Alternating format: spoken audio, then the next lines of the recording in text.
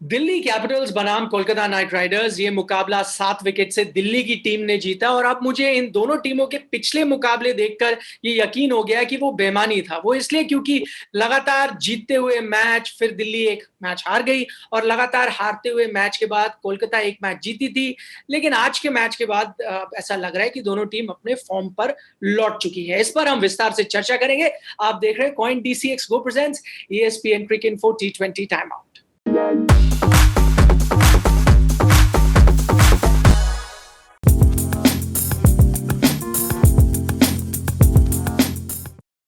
हमेशा की तरह हमारे साथ हमारे एक्सपर्ट दीप दासगुप्ता मौजूद हैं। दीप, शुरुआत तो हम द पृथ्वी शो के साथ करेंगे। अच्छी बात एक ये लगती है शो के बारे में कि हम ना बड़े-बड़े बैट्समैन के स्ट्राइक रेट की चर्चा यहाँ कर लेते हैं। डेविड वार्नर भी उसमें आ जाते हैं कई बार हम विराट कोहली के स्ट्राइक रेट के बारे में भी बात कर लेते हैं। लेकिन ये एक ऐसे बल्लेबाज हैं, ये तो पक्का पता है उनके फॉर्म की चर्चा हो सकती है, स्ट्राइक रेट की चर्चा कभी नहीं होती। बिल्कुल। और आज पृथ्वी, मुझे वो पृथ्वी दिखे जो मैं डोमेस्टिक में मैं देख चुका हूं उनको, जो मैंने विजय हजारे में देखा है उनको, जहां पे हर एक बॉल पे उनके पास एक शॉट था। मुझे नहीं लगता कि इस पारी में भी एक भी बॉल डिफेंड करते हुए दिखे हैं। उनका पहला रिएक्शन होता है कि भैया छक्का मारना, अगर छक्का नहीं तो चौका, चौका नहीं तो दो, अगर दो नहीं तो फिर सिंगल। डॉट तो है ही नहीं उनके डिक्शनरी में, वो गलती से आ जाता है तो अलग बात है। तो इसलिए कभी भी जब वो बैटिंग करते हैं ना, तो जो भी होता है बहुत जल्दी होता है, या तो आउट जल्दी हो जाएंगे वरना रन जल्दी बनाएंगे। तो वो ठहराव उस हिसाब से कभी नहीं दिखेगा। वो स्ट्राइक रेट वाला जो आपने प्रश्न पूछा, वो कभी वो सवाल कभी नहीं उठेगा। अच्छा, ये एक टफ क्वेश्चन है आपके लिए। क्या आपको लगता है फिलहाल शिखर धवन और पृथ्वी शॉ की जो सलामी जोड़ी है, वो इस आईपीएल की बेस्ट सलामी जोड़ी है? कुछ टफ कंपटीशन है, Faf du Plessis, Ruturaj Gaikwad भी हैं वहां पर, विराट, देवदत्त पडिक्कल भी हैं, रोहित शर्मा, क्विंटन डिकॉक भी हैं। लेकिन जितना मैच विनिंग पार्टनरशिप्स ये दोनों कर रहे हैं इस आईपीएल में, क्या ये बेस्ट है ओपनिंग पेयर? देखिए, एक चीज तो तय है कि अगर पृथ्वी ऐसे खेलते रहे तो फिर ये वो मैच विनर है। जिस दिन उनका बल्ला चलेगा उस दिन चांसेस आर कि 10 में से 9 मैच जो है वो दिल्ली जीतेगी। जिस दिन उन्होंने 30 से ऊपर रन कर दिए, 40 से ऊपर रन कर दिए, क्योंकि जिस रफ्तार से करते हैं बल्लेबाजी, तो वो उस जगह पे लेके जाता है अपनी टीम को। लेकिन आपने सही सवाल पूछा है और सही कहा भी कि क्या ये बेस्ट है। वो थोड़ा सा अभी रुक जाते हैं, एक दो और मैचेस रुक जाते हैं, क्योंकि जैसे आपने कहा कि जो दूसरे जोड़ियां हैं, खासकर ऋतुराज और फैफ डू प्लेसी की जो जोड़ी है, वो भी बहुत मजबूत जोड़ी है। लेकिन आज जो शिखर का अच्छा लगा कि थोड़ा सा बैक सीट ले लिया। पृथ्वी ने आज रन बनाए, वो अपना खेल रहे थे, तो उन्होंने सोच लिया कि आज शिखर ने कि भैया आज सिंगल लेके इनको मैं दे देता हूँ strike. Best seat in the house भी थी उनके पास, क्या उनको जोखिम लेने की जरूरत थी? अमूमन लोग ऐसे वीरेंद्र सहवाग के बारे में बोलते थे कि वो खेलते थे तो मजा आता था देखने का। चलिए, इस बीच ये भी लोग पूछेंगे कि कोलकाता की बॉलिंग को क्या हुआ। सबसे बड़ा सवाल तो ये खड़ा होगा कि आप पैट कमिंस को क्यों नहीं लाते मावी और प्रसिद्ध कृष्णा से पहले? स्पिनर्स में मान सकता हूं कि आप कुछ अलग ट्राई कर रहे थे, बट बाकी दो फास्ट बॉलर से पहले मेरे जहन में भी बिल्कुल नहीं आया, क्योंकि मैं जब देख रहा था मैंने कहा अच्छा बिलो पास स्कोर है, 10-15 रन कम बने हैं, तो आप जरूर पैट कमिंस को पहले लाएंगे, क्योंकि पैट कमिंस विश्व के टॉप बॉलर्स में से एक है। राइट। तो आपको अगर, फिर मैं सोच रहा हूँ कि आपके विकेट टेकिंग बॉलर्स कौन है। जैसे आपने कहा कि वरुण चक्रवर्ती ने इस साल विकेट लिए हैं, सुनील नारायण, हिस्ट्री अगर उठा के देख लें तो आईपीएल के बहुत विकेट हैं, विकेट टेकिंग बॉलर है। पैट कमिंस इस वक्त वर्ल्ड क्रिकेट में टॉप बॉलर हैं। लेकिन मुझे बहुत ही ताजुब हुआ कि आप चाहते हैं कि आपका जो पहला ओवर हो ना, वो आपके विकेट टेकिंग बॉलर से हो, कि जहां पे आप, जिसे हम कहते हैं ना टोन सेट करना, कि आपने टोन सेट कर दिया, आपने अपने बेस्ट बॉलर जो है, आपका जो मेन विकेट टेकिंग बॉलर है, उससे आपने की शुरुआत। लेकिन मुझे बहुत ताजुब हुआ जब, हालांकि पिछले मैच में मावी ने अच्छी गेंदबाजी की, उसमें कोई दो राय नहीं है, लेकिन फिर भी ऐसा लगता है कि एक ये माइंडसेट, ये साइकोलॉजिकल चीज है कि आप अगर पैट कमिंस को लेके आए, जो कि विश्व के टॉप बॉलर्स में से एक है, विकेट टेकिंग बॉलर है, पता नहीं क्या होता आगे। वो हो सकता है कि इसी तरीके से खेलते पृथ्वी और इसी तरीके से दिल्ली जीतती, लेकिन फिर भी वो मेरे ख्याल से सही मूव होता वो। इस बीच कोलकाता के बल्लेबाजों ने, जैसे आपने कहा, पास स्कोर तो नहीं हुआ, उतना वो बना नहीं पाए। अच्छा, आंद्रे रसल ने तो रन बनाया, लेकिन सबसे बड़ा सवाल ना, और मेरे ख्याल से कोलकाता के फैंस आप जब कोलकाता जाएंगे सबसे पहले पकड़ कर आपको यही पूछेंगे कि सुनील नारायण बार बार आंद्रे रसल से ऊपर कैसे आ सकते हैं?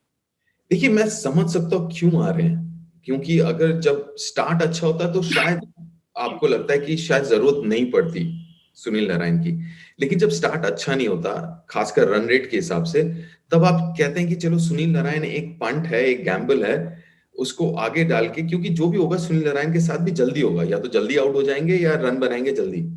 तो वो आप पंट खेलने को तैयार हैं, और मेरे ख्याल से वो गलत रणनीति नहीं है मेरे हिसाब से, तो वो मैं मान सकता हूँ।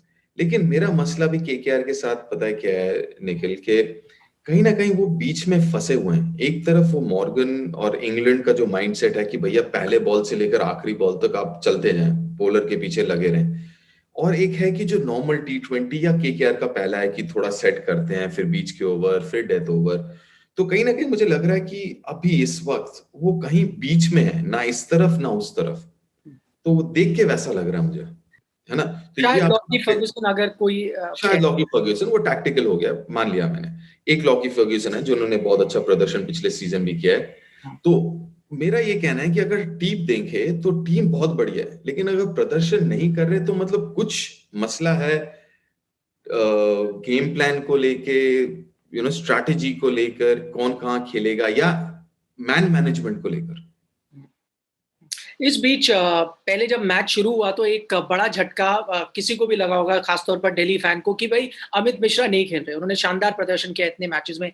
ललित यादव आते हैं और इस तरह का प्रदर्शन आसान नहीं है to be the replacement of the second highest wicket taker in the IPL.